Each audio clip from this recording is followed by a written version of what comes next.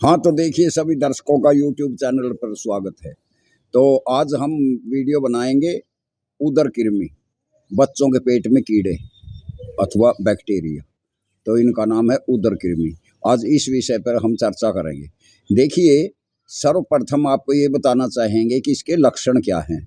जिस बालक के पेट में उदरकृमि हो जाते हैं और वो लंबे समय तक रह जाते हैं, तो उसको कितना नुकसान होता है उस बालक को। पहले तो इसके लक्षण ये हैं कि वो बालक जो है पेट के बल सोता है। और दूसरा लक्षण उसका ये है कि वो रात में दाँत किटकिटाता है, दाँतों पर अपना गुस्सा उतारता है।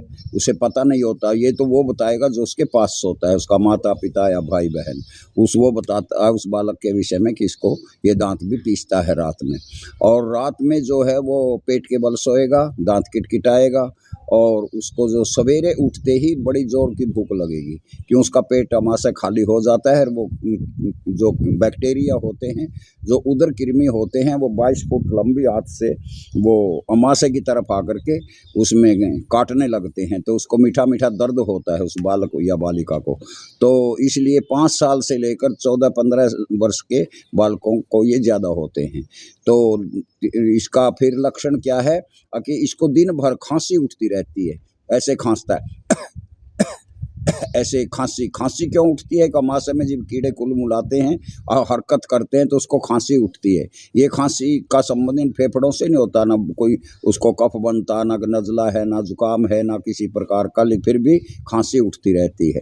और जो ज़ोर से खाँसता है तो उसका सिर दुखता है, उसके सिर में दर्द होता है, कष्ट होता है उसको, क्योंकि उसको वो खाली बना देता है शरीर को। सारे जो है लाल कण नहीं बनने देता। हमारे खून में जो है ना, जो रक्त बनता है, रस, रक्त, मांस, अस्थि, मज्जा, मेद और शुक्र, 7 धातु उसी में बनती हैं।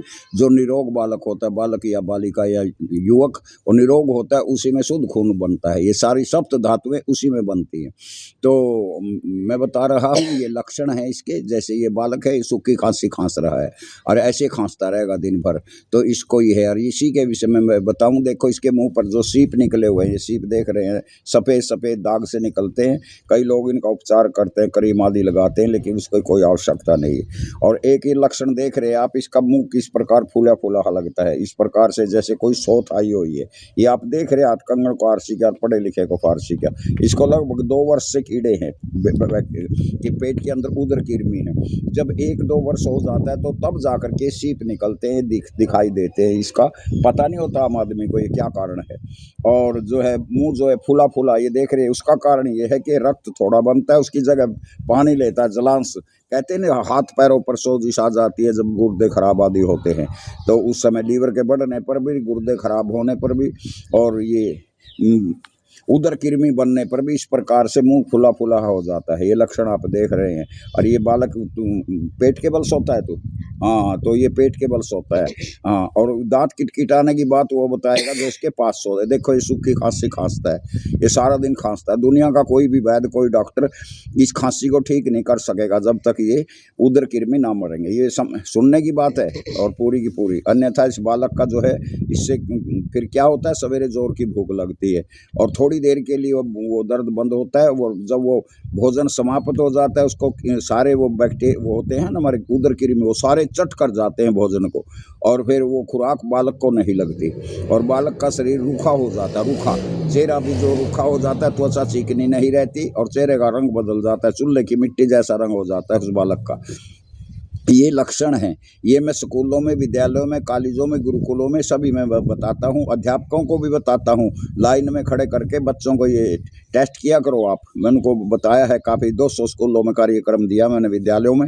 अध्यापक अध्यापिकाओं को मैंने हिदायत दी है, बालकों को चेक किया करो और उनको बताओ। ये वो एनबेंडाजोल देती है सरकार और वो देते हैं अध्यापक सब उनको, लेकिन वो उनका या तो कोर्स पूरा नहीं हो पाता और या असमय दी जाती है, उसका वो कारगर नहीं होती। इसीलिए ये जो मेडिसिन के बारे में भी मैं बताऊंगा इसमें क्या देना है। सबसे पहले तो ये सुनो, मैंने जो अभी बताया आपको, बालक का पेट के बल सोना दांत किटकिटाना और दिन भर सूखी खांसी खांसना और सवेरे जो है वो जो है जोर की भूख लगना और चेहरा जो है फूला फूला हो जाना और मिट्टी जैसा, चूल्हे की मिट्टी जैसा रंग हो जाना। और इसी प्रकार से ये पूरे लक्षण इसके होते हैं। और एक और लक्षण है इसका, वो कई बालक तो 14, 15, 20 साल तक के हो जाते हैं, कईयों को पेशाब भी निकलने लगता है बिस्तर पर, और लोग उसकी दवाई देते हैं पेशाब को रोकने की, उसकी कोई मेडिसिन नहीं होती। उसका यही है कि जब तक बैक्टीरिया नहीं मरेंगे उधर कृमि, तब तक उसका इलाज असंभव है, वो इलाज नहीं बनेगा। इस विषय पर हमने 1980 से खोज कर रखी है, इस विषय में हम जानते हैं। और ये हमारी जो हम मेडिसिन बनाते हैं ना, वो मैं तुम्हें भी बताऊंगा, आप भी उसका बनाना घर पर भी बना सकते हैं। लेकिन जो नहीं बना सकते हो हम हमसे उसके विषय में पूछ सकते हैं। हाँ, इसमें आगे इसके कारण क्या होता है, इसका नुकसान क्या होता है, ये मैंने इसके रोग के लक्षण बताए, जिन बालकों के ये लक्षण है। इसका नुकसान क्या है, तो अभी इसका नुकसान ये है कि आपके बालक की ग्रोथ रुक जाएगी, वो लंबा भी नहीं होगा और वो शरीर में मांस नहीं बनेगा, हड्डी और चमड़ी रह जाती है केवल मात्र। और कोई बालक थुलथुला शरीर का भी हो जाता है तो आप ये नहीं समझना स्वस्थ है। निरोग त्वचा अलग से बताती है, वो निरोग नहीं होता बालक, इसलिए वो बीमार होता है। और ये एक ऐसी बीमारी, इसके विषय में मैं इसीलिए ज़्यादा चर्चा करता हूँ कि और अन्य रोगों का तो इलाज बाद में भी किया जाता है, और इसका इलाज यदि आप 1-2 वर्ष के बाद कराएंगे तो बालक की ग्रोथ रुक जाएगी, उसकी लंबाई नहीं होगी, वो शरीर में उसके मांस नहीं बनेगा, चर्बी नहीं बनेगी, रस रक्त मांस अस्थि मज्जा और शुक्र नहीं बनने वाले हैं। तो इसीलिए ये नुकसान है इसका, आपके बालक की ग्रोथ रुक जाएगी, फिर चश्मा लग जाएगा, कम दिखाई देगा बालक को, क्यों रक्त उतना बनता नहीं जितने की शरीर में आवश्यकता होती है। जिस समय बालक की बढ़ोतरी होती है ना, उस समय ये रोग हो जाता है तो समझो वो गया काम से, वो फिर काम चलाऊ रह जाएगा। क्यों, उसका ना विकास शरीर का, ना लंबाई होगी, ना मांस बनेगा, ना मसल बनेंगे, ना सीना बनेगा उसका। तो इसीलिए जो बालिका वो डंडा सी रह जाते हैं, उसके अंग भी नहीं बनते, स्तन भी नहीं बनते। क्यों, जब मांस और चर्बी नहीं बनेंगे तो स्तन कहाँ से बनेंगे। बिन कूचों की भामनीर बिना मूछ का जवान, ये तीनों फिक्के लगा जैसे बिना सुपारी पान, एक कहावत है। कहने का भाव है हमारा, वो बालक है या बालिका है तो इस प्रकार से वो रोगी रह जाता है। ये माता पिता का उत्तरदायित्व। अन्य बात तो बहुत सीखते हैं लोग, लेकिन ये नहीं सीखते, अपने गृहस्थी के विषय पर, अपने शरीर विषय के विषय में नहीं जानते। इसीलिए कहा, पहला सुख निरोगी काया, दूजा सुख हो घर में माया, तीजा सुख पतिव्रता नारी, चौथा सुख पुत्राज्ञाकारी, पांचवा सुख स्वदेश में वासा, छठा सुख हो राज में पासा, सातवां सुख हो संतोषी मन, ऐसा हो तो धन धन जीवन।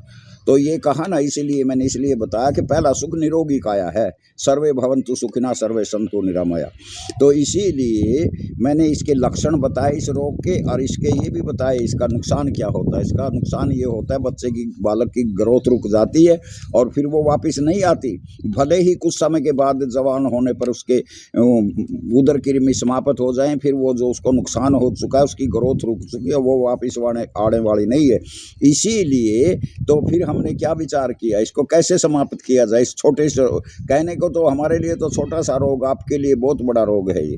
इसके बड़े बड़े डॉक्टर भी इसमें चक्कर काट जाते हैं, उसको टेस्ट कराते हैं, बालक का कुछ नहीं मिलता, वो बस आंखों पर चश्मा लगा देता, आंखों का डॉक्टर, वही कम दिखता है तो चश्मा लगवा ले, नंबर बढ़ जाएगा।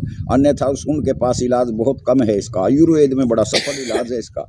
मैंने बताया एनबेंडाजोल, जो सारे भारतवर्ष में मुफ्त में दी जाती है अध्यापकों के माध्यम से, लेकिन वो सफलता नहीं मिल पाती। मैंने उनसे डिस्कस किया, विज्ञान के अध्यापकों से, उन्होंने यही बतलाया कि सर वो अपने बालकों के लिए भी मुझसे दवाई लेकर के जाते हैं, छोटी सी दवा है, हम दवा को बिजनेस के तौर पर नहीं रखते, हम ये रखते हैं हमारे भारतवर्ष के जो बालिक हैं, वो भावी आशाएं हैं हमारी, और वही जो बीमार हो गई तो फिर काम क्या चलेगा भाई। जो व्यक्ति जैसा जानता है वो राष्ट्र के लिए उसने काम करना चाहिए।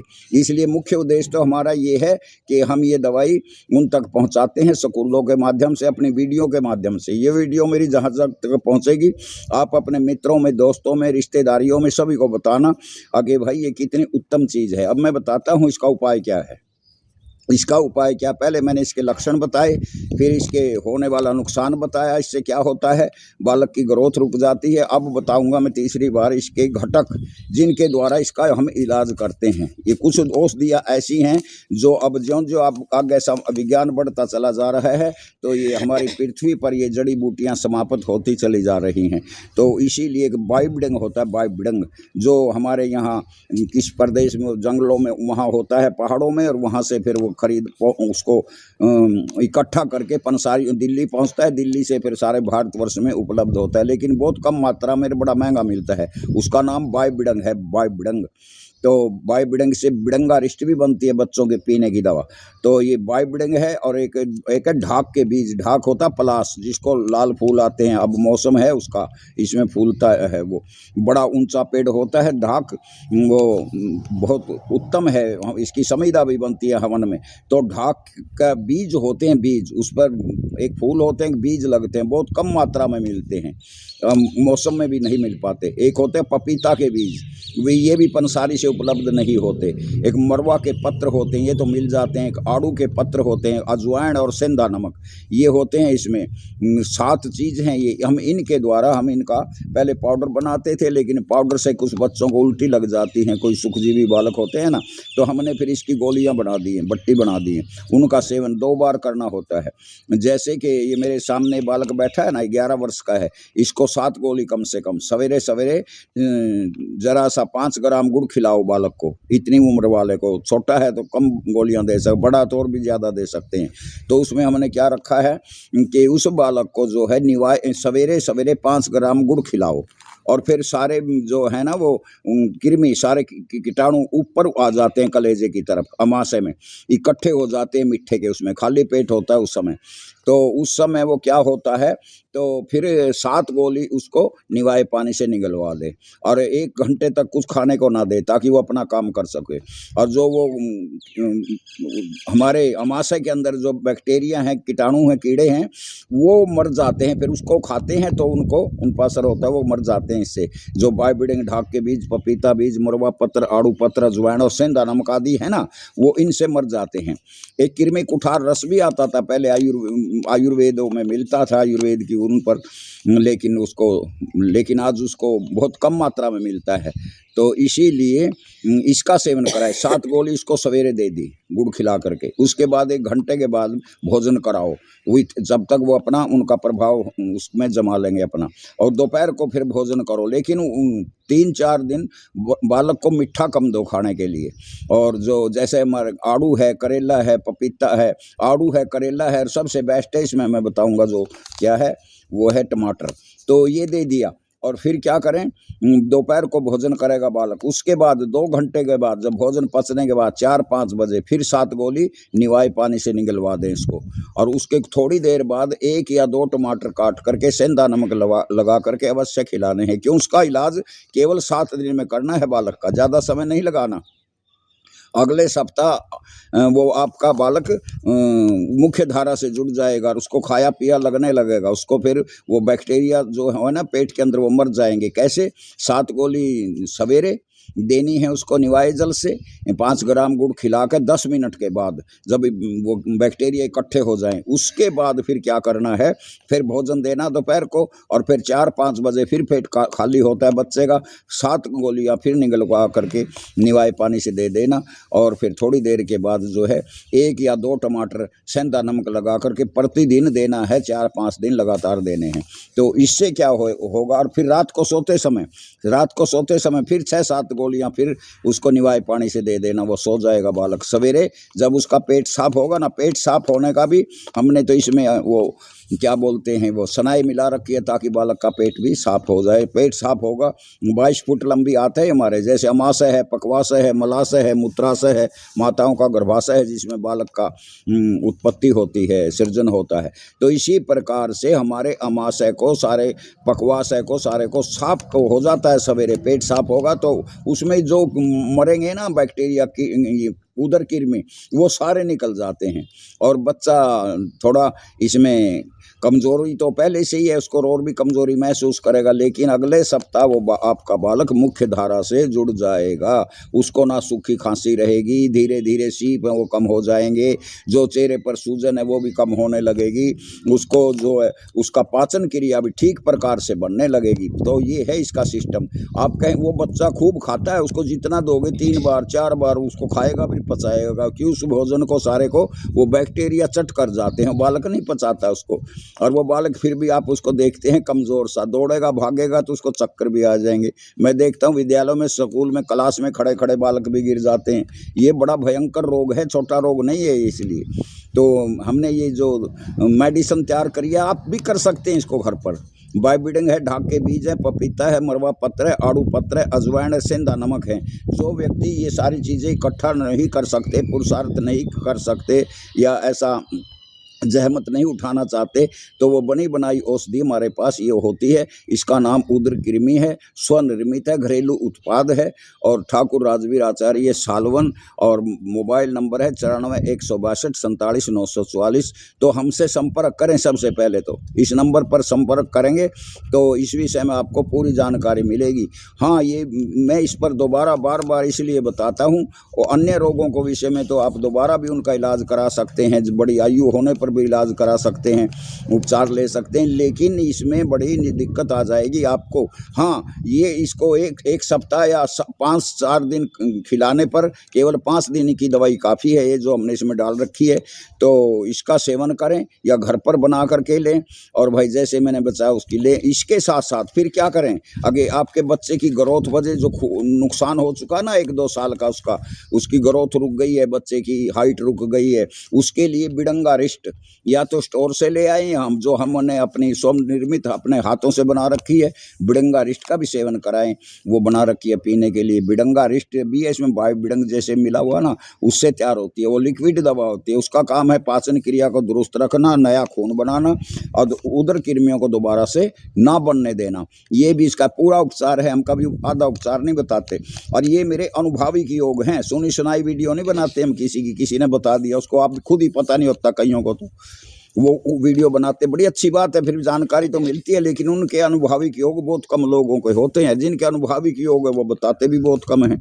इसलिए मैंने तो इसको बता भी दिया आपको कि सारे का सारा ये जो वस्तुएं 7-8 चीज़ों को इकट्ठा करके आप गोलियां भी बना सकते हैं, चूर्ण भी बना सकते हैं, अपने बच्चों को दे भी सकते हैं। रेगुलर दें, बीच में नहीं छोड़ना, कभी एक दिन मिस होगा तो आपको नुकसान होगा।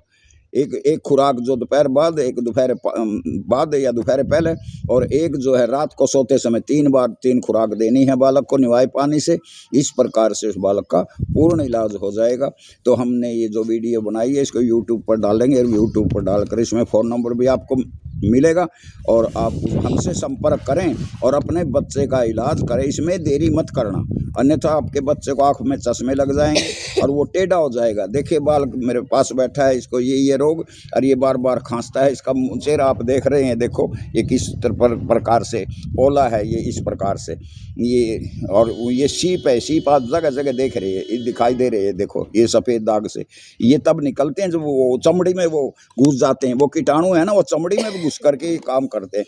देखो कितनी बार ये बार बार खांसेगा, सारा दिन खांसता रहेगा इसी प्रकार से। इसकी कल से दवाई शुरू करी है मेडिसिन, और ये इसका पूरा प्रयोग करेगा तो स्वस्थ होगा। तो मैं इन्हीं शब्दों को 7 वक्तों को विराम देता हूँ। और ये हमारी जो मेडिसिन है इस प्रकार से, ये आप देख रहे हैं, ये हमारा ये लेबल है, लेबल दवाई का, इस पर ये सारी चीज़ें लिख रखी हैं ये भी, और आप इसका सेवन करें, बनाएं और बालकों को स्वस्थ करें। इन्हीं शब्दों के 7 वक्तों को विराम देते हैं। जय आर्यवर्त, जय भारत।